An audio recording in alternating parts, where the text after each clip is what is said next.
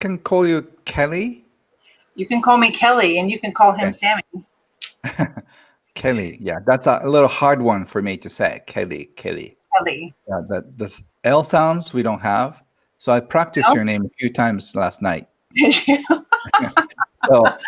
I'm not gonna bite my tongue. But every You don't time have I to, say Kelly, I'm bleeding. you can call me Ms. Rivers. Okay. That's easier. Okay, welcome everyone to the River's Edge. My name is Kelly Rivers, and I have the distinct pleasure of having Ken Honda on today. I'm so excited, Ken, for you to be here. Ken, Hello. thank you for joining. Ken is a money and happiness expert and a best-selling self-development author in Japan, with book sales surpassing 8 million copies since 2001. Wow. His latest book is called Happy Money, The Japanese Art of Making Peace with Your Money. Ken studied law at Waseda University in Tokyo and entered the Japanese workforce as a business consultant and investor. Ken's financial expertise comes from owning and managing several businesses, including an accounting company, a management consulting firm, and a venture capital corporation. His writings bridge the topics of finance and self-help, focusing on creating and generating personal wealth and happiness through deeper self-honesty. Ken provides ongoing support through mentoring programs, business seminars, therapeutic workshops, and correspondence courses. Ken was able to retire at the age of 29 and has since written over 50 books. Wow, that is a lot, Ken. Yes, actually, I have this is published in June and July, 3 books. Yeah, it's on the store. Those 3 in July? Yeah, June and July. Wow, those are in Japanese. I can't see what they. Yeah, I write very fast. So. Wait, you published those? So you just wrote 3 more books that published this year? No, actually, I have a online bookstore that I publish every month, and on top of that, I think I have published probably 4 or 5. So I write a book in 2 weeks. So pretty fast pace. Yeah, it's a legit 270 books. It's How to Survive the Age of Anxiety is the latest book. And I think everyone needs that. Yes, and it says your future will be bright is what it says here. Oh, nice. Yeah. Nice. I have your Happy Money book, but it's on Kindle, so I can't show it to anyone. Yeah, so that's the only English book I have. So I'm going to start writing in English as well. But writing in English is a little bit challenge for me, so I need a little support. But if I just get the rhythm, I think I can probably publish monthly. Wow. So I didn't realize that was your only English book. Yeah, so far, but it won't be the last. Okay, well, good. Because so you guys listening, we were talking before we went live, and you also have the book on finding your passion and your true purpose. That would be a great book to read too. Yes. So this topic fascinates me. So I'm almost like drawn to this world of happiness and money. So my father's an alcoholic. So I took on the most healthy addiction I could think of, which is book writing. So instead of drinking and going into drugs, I'm probably more addicted to writing books. Wow. The only difference is I can stop, but I don't want to stop because it's too much fun. It kind of like pops out from my system. So it's my bliss. 50 books. Wow. And you write one in 2 weeks. That's amazing. That's just, you're in the zone then. It's flowing out of you. Yeah, I live in a zone, so that's why a lot will come out. So tell me about the money, your childhood beliefs around money. How did you get to be so knowledgeable on it? So I wrote in my book, but my father was a very successful tax accountant. So he believed in early education. So he used to take me to the nearest shopping mall, and he asked me a lot of questions, like from business marketing perspectives, sometimes money perspective, like which store do you think is making the most money? Which store has most customers? So by by asking those questions, I think he wanted to teach me the basic principles of business. So I had a very great early education that probably most people would never get in a lifetime. Right. So you understood the value of a dollar as well and how to earn money.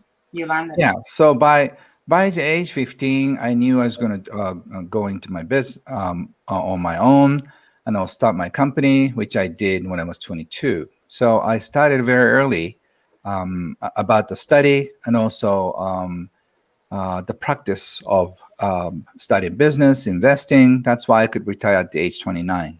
So I did everything early. But I got married when I was 23 and got divorced in 25. So, my life is zoomed very fast. Wow.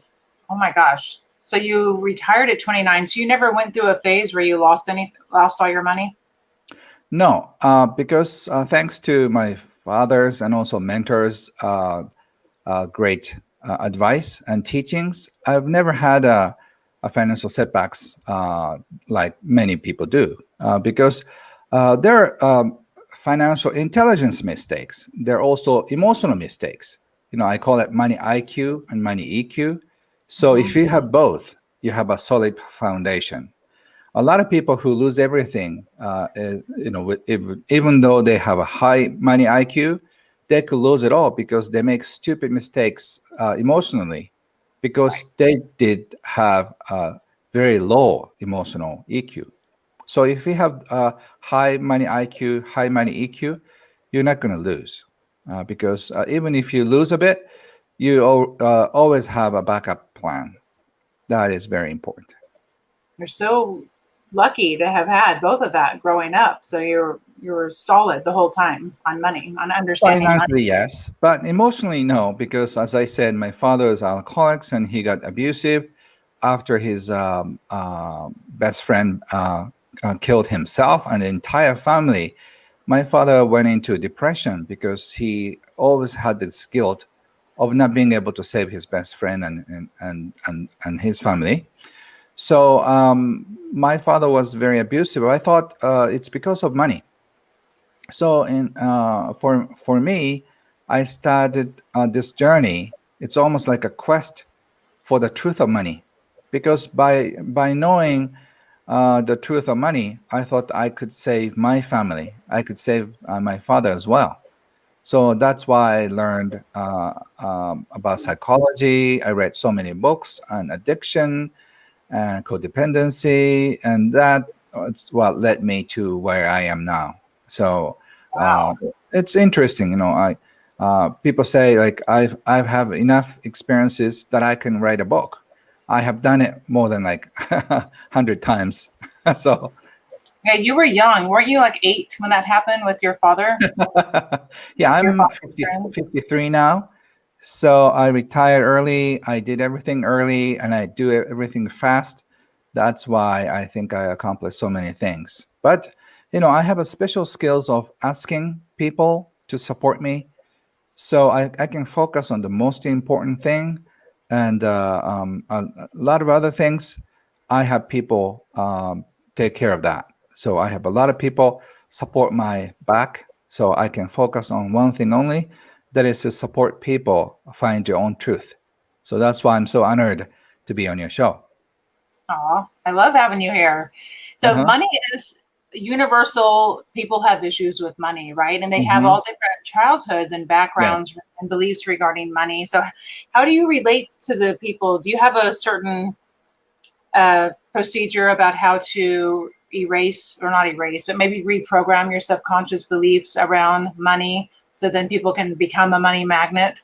If someone Uh-huh. grows up with parents who are always in lack, they never have money, how do you help people like that? So I don't do that anymore, but I used to have a one-on-one. Now I do that in front of thousands of people. But the basic principle is the same. I have that person talk about money, and I can tell instantly what kind of relationship he or she has. My favorite question to people is, if money was a person, who would it be? Would it be a kind person? Would it be a cold, mean person? So I can feel instantly for that person, money can be a threat, because they feel like they get tense when they start talking about money, or they're super relaxed when they talk about money. So I can tell what happened usually, and then I always talk about the pattern they have. Most of us are brought up in same household, but uh, brothers and sisters end up being a very different people. For example, you could be a spender. You love spending, but your sister can be a saver who loves saving. So I can tell by having a little chat, like, for example, if you love shopping, you're a spender. And if you always worry about money, you have this certain money personality type. So I can tell by like when I do Zoom, right? I can tell by the interior design, on the fashion, who wants to spend money or who wants to have fun. They're usually a spender. So their husband and wife are usually a saver or warrior, or So there is an interesting pattern here, and nobody can escape from that because that's how we live our lives. And if you go deeper, you know why you became a spender or why you became a money maker. And by understanding what happened in your childhood, you can release the pain. So what's interesting is that sometimes you no longer have a drive for spending your money after about 10 minutes because the energy, the impulse you had is gone. So you don't have to worry about money. You can focus on what's the most important thing in your life. So 10 minutes. So you're saying when you go in and you realize what the belief is that's causing the issue, Yes, that yes. you embrace it and then you let it go. How does it, what's the 10 minutes? What happens in those 10 minutes? Yeah. So just I asked the client, I asked my client what was the most important thing that happened in your childhood. Usually, a certain traumatic experience that happened in the past that you cannot forgive, and that could usually be a huge energy block in you. So so whenever you want to do something, you want to start your own business, you want to just change your job, or you want to change your partner from abusive relationship, this thing gets stuck in your system. That happened many years ago when you were denied of a Christmas present or summer camps. And it's almost like a thorn in the throat. Once it's removed, you feel like, I don't know why I kept worrying about money because I see different picture anymore. Or if you have a debt, a lot of people think debt is a burden, but it's not. Debt is a trust that banks placed on you. So instead of feeling like I'm burdened by debt, oh, I didn't know that somebody trusted me, trusted my ability to pay back every month. Maybe they trusted me more than I trusted myself because I didn't know if I could pay back all the mortgage. So if you turn one thing just a little bit, I help, I support people in a Zen manner. So without knowing, you have a shift in zero point 0.5 degrees, and your life will be very different. I have to say that I worked on my money beliefs programming from childhood a long time Mm-hmm. ago. And I Mm-hmm. had small shifts, but I didn't have anything great shifts. Yeah. So sometimes for some people, uh, people don't change. For others, it changed dramatically. So I've heard a lot of experiences like they get job offers, they get a raise, and so by just changing your belief system about money, like for a lot of people, people think you have to work hard to get money, but Right. sometimes money is given to you. If you don't have the experience, what money will be given to me? Like you probably you cannot believe that. But ask around. People have amazing stories that the biggest money that uh, a person received from a stranger is $500,000. I saw So that in your book. That's huge. yeah, so when you ask around, there are very nice people out there who love to support. And just imagine if you have like $300 million in a bank account. If Right. somebody, wants to, if somebody can achieve his or her dream with only like $100,000, it's for us. It's like $100, and you have so much in the bank and in your wallet. So Hmm. wouldn't it be fun to give out that $100 bill? Follow your dream, and then her life or his life will be changed forever. So happy, financially independent people have that kind of hobby of supporting people, achieve their dreams. And I have seen it hundreds of cases. And I'm sure in Silicon Valley, especially, a lot of people do that. In turn, sometimes it's business, sometimes it's more philanthropy. But I think like saving $10 or $50 every month, and when you have enough money, you can open a store. It's going to take forever.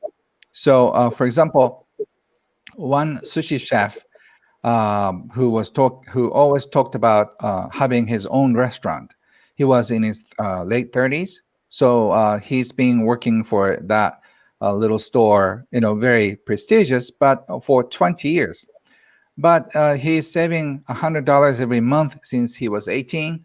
But how much did he get? And so he believed in having his own store, but he'll be 58 when he saves up enough money. So Yeah. one of his patron heard the story, like, and just show me your banknotes. So he's got stack of banknotes, and it says, $100 every month for the past like 10, 15 years. And then, okay, I trust you. How much do you need? And he said $500,000. And that's how he got $500,000. And in return, what did he ask? Lifetime sushi membership. And whenever Yeah. he comes into the store, the restaurant, he gets to eat for free. And Yeah, that's a good deal. yeah, and the chef was super surprised. Is that what you're asking? And the investor, the guy said, "Is that too much?" And they smiled, right? So there's a lot of love money going on too. So if you're open to love money, a lot of people are ready to give you money too.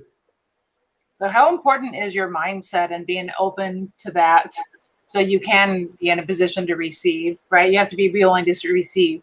Yes, yes, Kelly. I think you just made a point. I teach money EQ, and the first important principle is receive well, because we are so good at giving, but we are so bad at receiving. Right. We can get PhD in giving, giving so much to friends and community, but we are so bad at receiving. We feel guilty. We feel funny shame, embarrassment. There's a Mhm. lot of negative emotions about receiving. I'm not worthy of receiving, but just open your arms, both hands, and just say, I'm ready to receive. And that opens an interesting door. And it doesn't cost you anything, right? So I'm not charging you for this. So just try that. And the people who try that just send me exciting emails. So I'm so happy to open my emails every day because I hear all the amazing stories. Is there anything physical people can do to help get in that mindset of receiving, and other than like meditating or just saying I'm ready to receive now, what else can they do to help, like a practice so that they get in the habit of Yeah. So doing it? uh, I receive in I believe in receive 100% and give 100%. So I have so many different sources of income. I don't even know how many, but I have many ways to receive money, right? So I don't care anymore. Like I'm not getting paid to do this, right? I'm just doing out of my love, And I do a lot of free events, and YouTube is one of them, and podcast I'm doing it every week. It's my pleasure. I'm not getting any money from that. And for a big lecture, I get paid by a company, or people pay me. That's a paid thing. Mm-hmm. And for books, I write for Amazon Kindle. The short version is free, so it's always Amazon number one now. It's Amazon number one now in Japan, because it's for free. And if people want to read more, they can come in. So I don't care anymore. I give 100% of who I am, and I share what I know with millions of people. That's my life. So happy money finds its way and just somehow and come to me. Right. You have a It's very interesting. happy energy about you. Yeah. So I don't know how. It's a miracle that as long as I keep giving my 100% every day for the past 20 years, it became a book like this, and I get paid for free content. I don't get paid, but I'm the same way. So give 100% of you, whatever you do. So the most important thing is share your gifts. If you know what your gifts are, just share it with your friend, share it with somebody, and they will ask you more. For example, when I started writing, people wanted to read more of my content. I thought it's a joke. My friend teased me, like, I love it. You'd say, oh, I love you writing. I thought it's a joke to just make me feel good. But I realized that, oh, these guys don't tell me lies, right? So okay, so it's really true that they love it. So I got so excited, I wrote more. So it became a 26 pages, and I just stapled it every day and just Mm-hmm. started giving out. And that ritual led me to printing 3,000 copies of free booklets, and I started giving away. And after about 100,000 copies of free Wow. giveaway copies of my books, a publisher called me, and they wanted me to write a book. And a lot of people know that's how I became a famous author here. And I didn't expect any of that, right? I was so happy in sharing what I knew, because I did nothing for 4 years. Just I was very good at changing diapers, but after 4 years, I lost my job because she's walking on her own. So I Right. was fired by my daughter as a happy daddy. She wanted to spend more time with her friends than daddy and mommy, right? When you hit 4 or 5, so Right. like I was fired, and then I was jobless, and I was searching for my soul, right? And then I found this little toy, a book. So since then, I have so much fun writing and also speaking too. Yeah, you do a lot of speaking engagements every year. Yeah, and every day, yesterday I had a chat with somebody in Dubai, and the day before I talked to thousands of people in China, and the last week also a big event in Manila, Philippines, and Wow. Europe and America. So because of internet, I can talk to thousands of people. My audience is usually about 2,000 to 8,000. So I'm just talking to the screen, but I know behind the screen there are 8,000 people out there. Right. I love that. So in your book, I want to also, before I want to talk about finding your passion and that, but I first want to ask, what is happy money and unhappy money? That's what you talk about in your book. Yes. So happy money is money that makes you smile when you receive it. Just imagine your grandparents gave you money when you were little, and it says happy birthday with a card. It's like $10 was in there. It's not the amount, it's the feeling that brings, like, oh, grandpa gave me $10. I can buy something. Or Mhm. if your friend give you some money because you're having a little trouble, or when you bump into a car accident, your boss say, okay, just here's $100, just do something for the repair of the car. It's like a kindness, and the love that was carried with money, that's happy money. Or your client says, thank you, Kelly, for doing this. You're so great," and then give you money. That is happy money because it's full of love, compassion, and caring. Whereas unhappy money makes you feel irritated and squeezed because you have resentment when you receive money. It's like alimony from bad divorce. I don't want to receive this money, but I need it, so I'm going to take this. So like Right. it keeps you. Ooh. And also when you pay bills, especially taxes, it's a big challenge. Can you write a check with a smile on your face?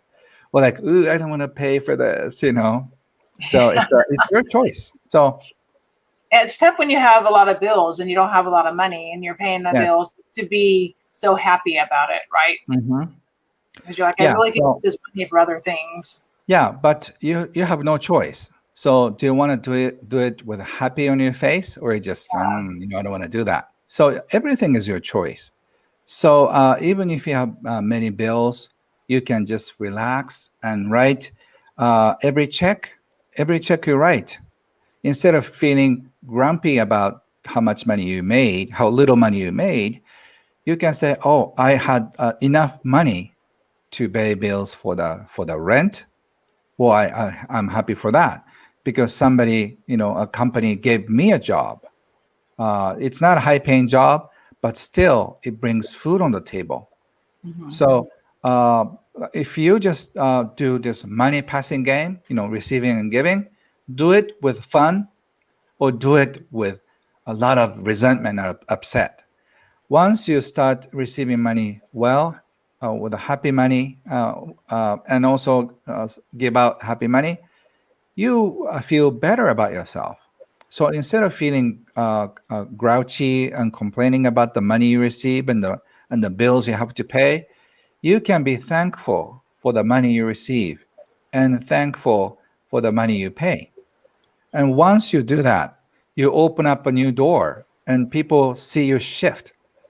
One of my students, who was a single mother secretary, and she didn't get paid because she didn't go to university. So she was always complaining that she was abused by her boss. Agreed? Sorry. Yeah. No. I thought he agreed with me. And You, but when she found out that she forgot to thank her boss for giving her the opportunity, even though she didn't have a college degree. So she started appreciating him, about her job, about him, and she didn't bring any expensive gifts, but just her attitude changed. And in a matter of months, she got a big raise, and she got the first thank you from her boss, which she thought is like a miracle because he's not a type of guy who says thank you to anybody. right. So when you feel appreciated, you want to appreciate that back. It's receive and giving and taking. It's almost like a reciprocal thing. So if you say thank you, thank you, thank you, maybe you get one thank you out of three thank yous you give. But still, if you pour thank you enough to that person, it'll start pouring. It's also like how to handle with teenagers. It's the same thing. If you thank them enough, they start to feel something. So your appreciation is really the first key to open up to abundance. I like that. And you were saying every time you receive money or you pay your bills, you say arigato, and then I love that. So I'd like Yes, the Japanese version. So I'm going to say arigato when I have my money now. yes, or thank you, or danke, or gracias, or whatever the language you choose. It's the same thing. It's Yeah. appreciation energy. Because my mentor, Wahe Takeda, who's called Warren Buffett of Japan, he's a teacher who taught me arigato in, arigato out. And he said, human mind can focus only one thing at a time. So if you keep saying arigato in, arigato out, you're busy saying thank you all the time. So Hmm. if you're busy with a lot of thank you going back and forth, you forget how to worry about money because you're thanking, and at the same time, you can't worry about your money. So if you just shift your mental mode to happy mode, you cannot complain about your situation. You cannot complain about the bills. Instead, you appreciate for the opportunity to write checks. So I get excited when I receive a bill because this is opportunity. So officially, I can help somebody with my happy money because Yeah. my money is wired to the account, and from that account, it's going to be pay up to the employees and other bills, and then my happy money has a domino effect. It just keeps pushing another domino. So one happy money domino that pushes another happy money domino. So my money is going to bless everybody in the process when I love they that. exchange hands. So like when I let go of my money, say, do a great job, bless the world, and come back with your friends. So if my money comes back to me with a lot of friends, I can give out more. So it's been my experience for the past 20 years. I sold 8 million copies. That means 10 million dollars in US, and I made a lot more on top of financial independence I had. So the past 20 years is receive money, happy money so well, and just pass on to the happy money so well. And it's been such a blessing for me for the past 2 decades that I could get to enjoy giving I, 100% and receiving 100%. I love it. You truly are a money magnet, and it is all about energy. Money is just energy, and it's about getting in the right mindset, right, and the right Yeah. energy of attracting money, and not being so fearful of it and holding on to it like I can never spend it or I never have enough. So it's getting in the right alignment vibrationally. Yeah, and I think I can show you it really works. When I was in North America, I was in the supermarket, and then I got a $2 coupon, from Register. So next time you shop, you get a $2 off. I said, "Really? Wow, my lucky day!" I just kind of I'm an expressive guy, not like other Japanese guys, right? Like I say, "Thank you," and the person right next to me, "Oh, if you're that happy, take mine." And she gave me her Oh, $2 coupon. And I said, really? I got double lucky days. So the guy, the next $2. lane, heard about me just screaming. And he said, take mine too. So like, wow, I'm three lucky guys. And so people just started opening their wallets and just started giving away their coupons. So I got like so many coupons. Like, thank you, That's thank you, funny. thank you. And I think I made everybody laugh and smile. I don't need $8 coupons for buying grocery, but I just had so much fun for giving such entertainment to Yeah. everybody.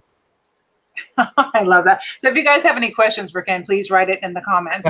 But you made a comment in your book too. You talk about, let me see if I word this correctly. Wealth is not about the amount happiness is not about the amount of money you have, is being happy with the amount of money you have. I Yes. just said that wrong, didn't Mhm. I? Yeah. So in other words, it doesn't really matter how much money you have or how much money you make. It's Right. about your attitude. Even though you're a billionaire, if your friend has $1,010,000, $10 more than you have, you feel like, oh, he has more. So Right. you have to know when it's enough, especially in North America, in Europe. People want to make more money. More is better. More, more, more. So I hope this Zen idea of just find a neutral place for you, not more, not less. Just find the right place. That is a happy place. So you are the one who decides how much is enough, and don't get stuck in wanting more because it's a hell. Because no matter how much you make, you cannot be satisfied. So you can be the richest person emotionally if you just try. You can do that with $10 in your pocket. And if you're complaining about your situation, even if you have $10 million in your bank account, you still feel lousy about the financial situation. So it's your call to decide when is enough for you. Yeah, I like that because when people want to manifest money in their lives, they typically have a number like I want this much money by. So Mhm. it's not about doing it that way. It's about being happy with what you have and changing your mindset around that. Yes, and also if you want to do the numbers, I love numbers because I have this accounting background, right? Right. So if you want to say if you want to make $1 million, instead of uh, setting a goal of $1 million, how can I do to support people so people are willing to pay me $1 million? Is more relevant question. You have to do something. You have to give people first in order to receive. So if you're a writer, if you sell about 700,000 copies, that could probably translate into 1 million US dollars. So how can I write a book that is going to serve 700,000 people and focus on that? And if I you like can do that, you that. receive $1 million. It's as easy as that. So life is made of giving and receiving. So if you give much, you receive much. If you don't give much, you cannot receive much. So setting up $1 million goal is great, but you have to be more creative and more focused on what you give instead of what you get, because the money you get is a result of all the things you've done before that. Right. Makes perfect sense. So how do Yes. you help people in finding their passion and what they're meant to do, their soul's mission in life? There are so many funny secrets in life, and I call it synchronicity. There are so many gifts that you don't even know. The people when people hear a word gifts or talent, they really should associate with the super heroes like the NFL football player, or like a Madonna, or like a super singer, sports. Right. Right? It's like for me, it's an exception. For like regular people like us, we have a little gifts here and there. You may be good at speaking, writing, cooking, but by that itself doesn't count. But if you can multiple the gifts, you can you can be one and only in the area. And there are so many gifts that you feel like you cannot make money with. For example, in my book, I talk about a guy who sold insurance. I mean, he was a lousy salesperson, but he has only one gift. That is, he loved dogs, and dogs love him. One of those. I'm sure, Kelly, you're one of those that you go into a park and like four dogs run towards you. You hug Yeah. them, and they know that you love dogs, right? Yes. Yeah, so he was like that.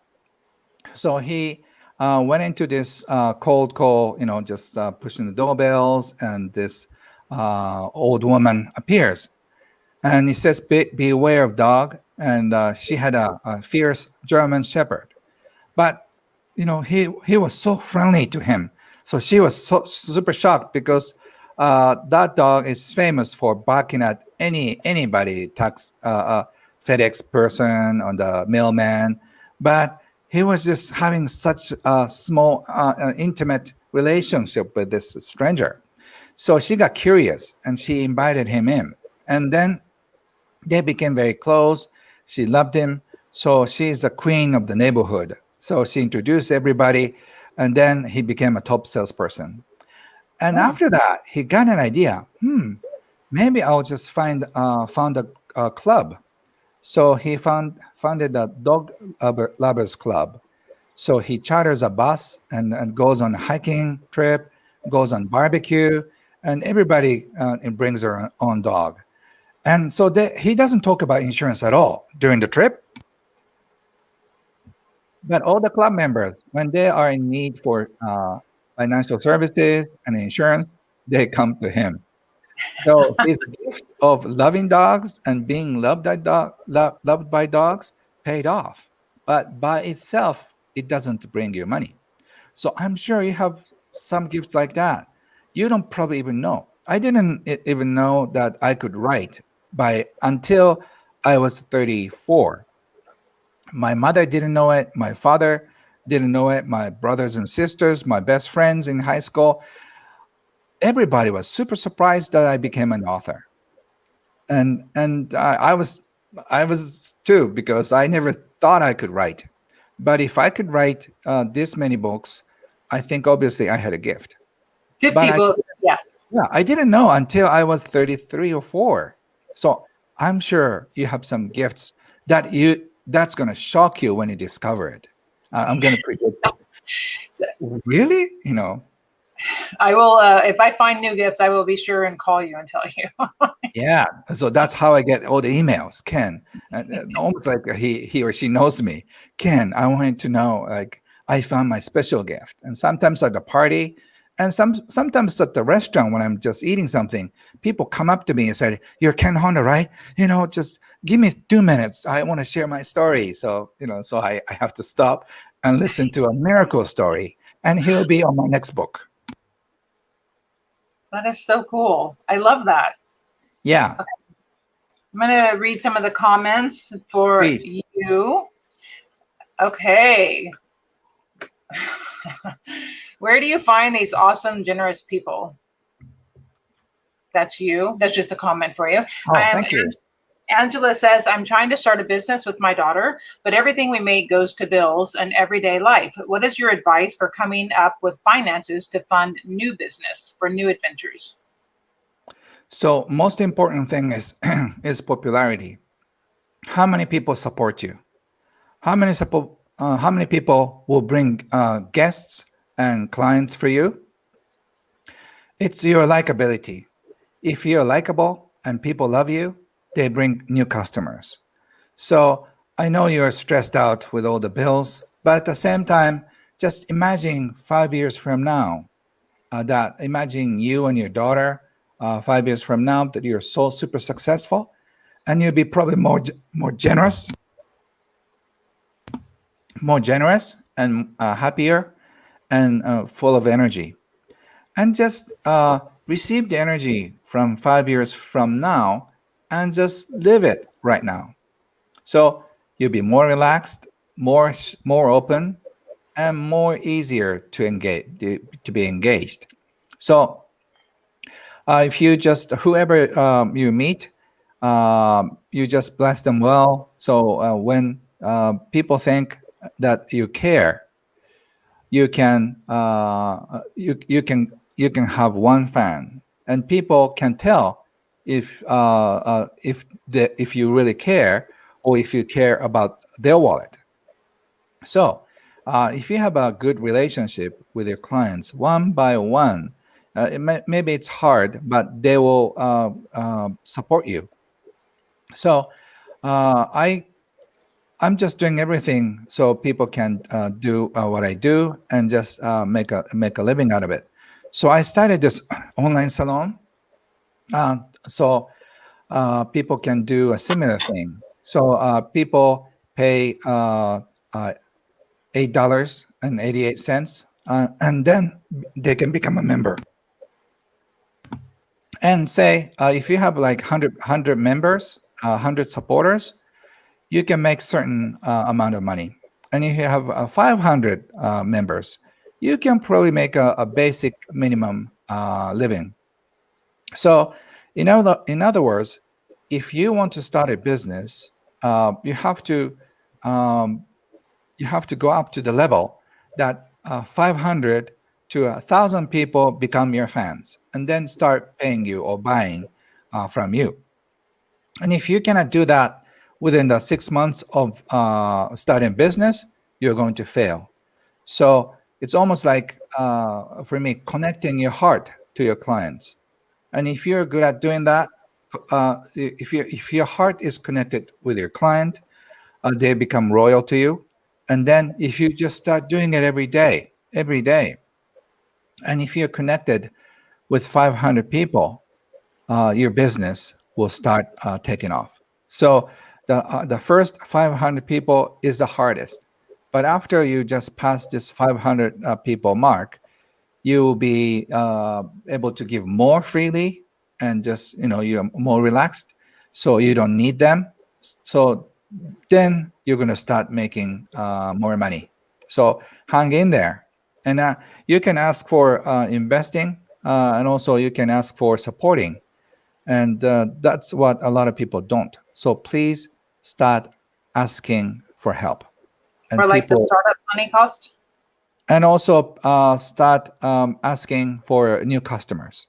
I started this business new. So if there's anybody that I could give them some service, and they you think they can benefit from me or my service, please tell them that I exist. And you have to say that all the time, because people are busy. Unless you ask, they don't act. But if you ask, not everybody, but at least 10 or 30% of the people would start asking people around. So you have to be, once again, good at receiving. Asking for help is another way of receiving. So you have to ask for help. And even though you say, I'm on my own, but that's not true. You may be on your own business wise, but so many people are supporting you. So please don't forget that your business is successful because a lot of people support you. All right, and saying arigato to the money that she's paying these bills every day, right? So then she puts herself in the receiving mode. Yes. So just setting up yourself in a receiving mode and asking for help. And if people find you attractive and fun to be with, and if people if people want you to be successful, and then I think you'll be successful. This is the same girl, Angela. She said, in order to start this business, we have to relocate to a more appropriate location, Florida. Mm-hmm. So we can't actually start with clientele beforehand because she has to move first.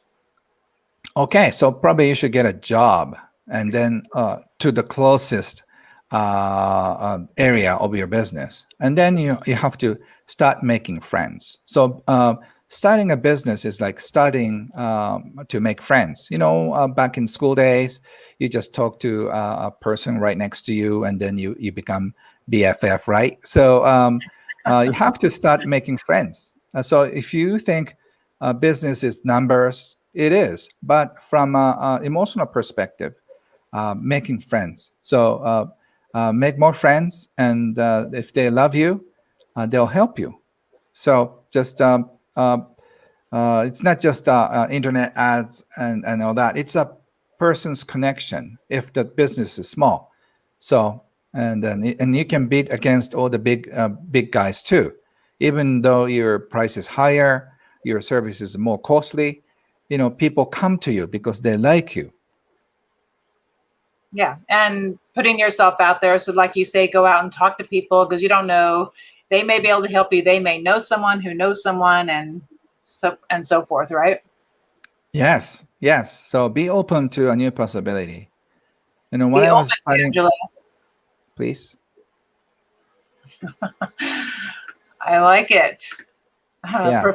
Anybody, Professor anybody asking for help is like I had one time a Japanese guy, with a business suit. He said, I'm gonna die if I have to ask for help. So like for him, like dying is easier than asking for help. Like, well, it is when you're not used to it, right? I know. So I think it's universal. It's not just Japanese guys, but I think everyone. But unless you ask, nothing starts. Right. There is. Thank you for bringing Ken. His energy is so uplifting. Yay. Yay! Everyone loves Ken. And Angela said, "Thank you for your advice." Thank you and good luck. So, Yeah. because making a successful business is such a fun story. It's almost like writing your own life story as a script writer. So just if you experience the hardship, it's better. So just enjoy hardships too. And when you're having a hard time financially, just remember, 10 years from now, I'm going to talk about this to my friends. like 10 years ago I had no money, and then you can brag about it. I have all my entrepreneur friends who just brag about how little money they had. They're competing against one another. One friend said, I had only $89 in my bank account. And he said, I had only $13 in my bank account. Like he's basically competing. Who had the least amount of money? Yeah, that little money that they could survive. So everybody has to go through this. So just enjoy the ride. You know, So what you'll about, have so much fun later. I love that. So you talk about money EQ and IQ. Now the IQ, if you don't know how to invest your money, like for you, do you have someone who a financial guy who does your investing for you, or do you do that all on your own? I do that on my own because right now I see a big shift is going to happen, but not many people are ready for that. So What I think my wisdom that I receive from many mentors will be more appropriate after about a year or so, when people are just will be out of this trance that money is God. So I think it's going to take another year or so before everybody on this planet starts thinking like, what did I dream about? This whole thing about money. what do you mean a shift is coming? Oh, I think there has to be some kind of emotional breakdown in terms of money, because the economy cannot go this way. All the stocks are going so up, and like what happened in the Bitcoin crash. A lot of people, especially young ones who don't have financial IQ, started buying things that they thought it's gonna go up forever, but it didn't. So the same thing could happen to stock market as well. I don't want to predict what's going to happen and when it's going to happen, because only God knows. But it cannot keep doing this way. That's for sure. So we have to come up with a new system. I think G7 or G20, they will get together sometime next year and start figuring out.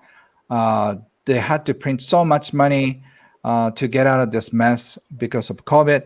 But Mhm. after next year, the China is having a big problem. U.S., Japan, and all the European countries, they printed money like hell. And then who's gonna clean up the mess? We haven't. So we all have to face the consequences of the past 20 years or 40 years or 400 years of capitalism. So I look forward to seeing that we will be united again. To It's almost like a global warming. All the places are heating up, or a lot of flood. So we are feeling that our planet is crying or getting angry with heat. That's what's happening. So all of us will be united shortly with financial problems and also environmental problems. I think it's a good sign, because we can all finally sit down and start talking. Start new. Yes. That is good. So do you have any recommendations for people who have money in the stock market, or with it for this upcoming crash that may or may not that will happen? So basically, uh, the current trend cannot last forever. That's something you should know. So unless you are a day trader, I'm advising everybody to keep some distance from what's going on. And the most important thing is, once again, your connection, your heart-to-heart connection with people.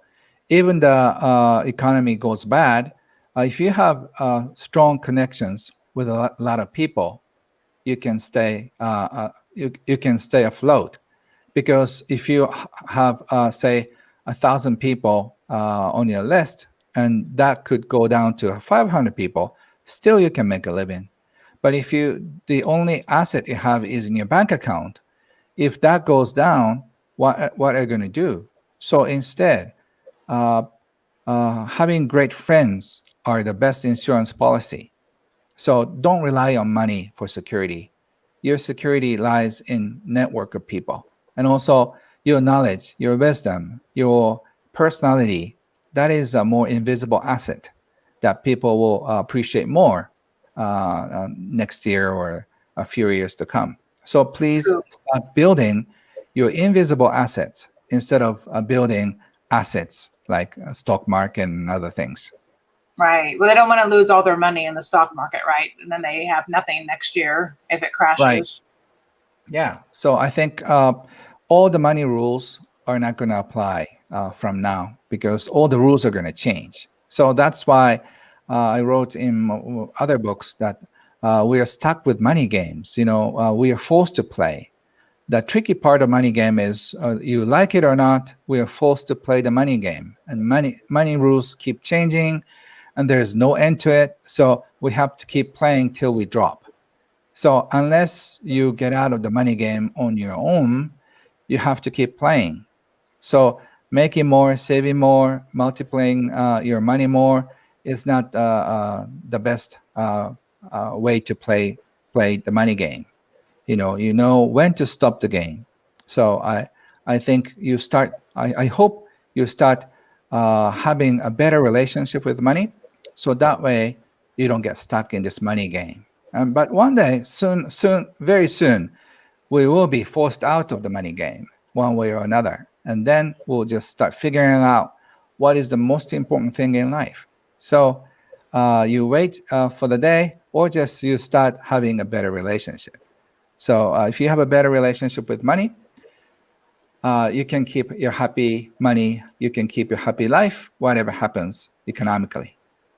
I like it. And remove fear out of the money equation. Let go of fear around it and embrace it.